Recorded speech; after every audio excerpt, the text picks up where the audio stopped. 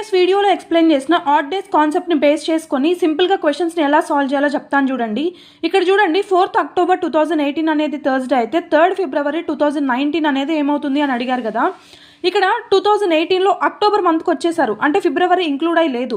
ఇక్కడ చూడండి 3rd ఫిబ్రవరి అంటే ఇంకా ఫిబ్రవరి మంత్ ఎండ్ అవ్వలేదు 2019లో, అంటే ఈ రెండు కేసుల్లో కూడా మనకి ఫిబ్రవరి మంత్ అనేది ఇంక్లూడ్ అయ్యి లేదు.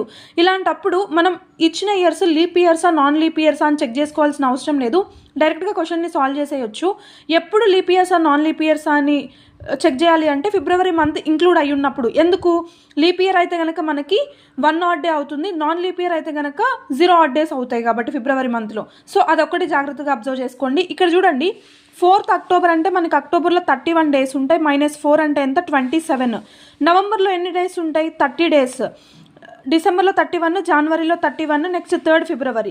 ఇదంతా యాడ్ చేయడం ఎక్కువ టైం తీసుకుంటుంది, డైరెక్ట్గా చేద్దాం చూడండి. 27 ఆడ్ డేస్ కాన్సెప్ట్ని యూజ్ చేసుకుంటే మనకి నవంబర్ 30 days అంటే 2 odd days, 31 ఉంటే 3 odd days, 3 odd days 3, ఇవన్నీ యాడ్ చేస్తే మనకి 38 అవుతుంది. 38/7 చేయండి, 7 ones 7 5s 35, ఇంకా 3 రిమైండర్ ఉంటుంది.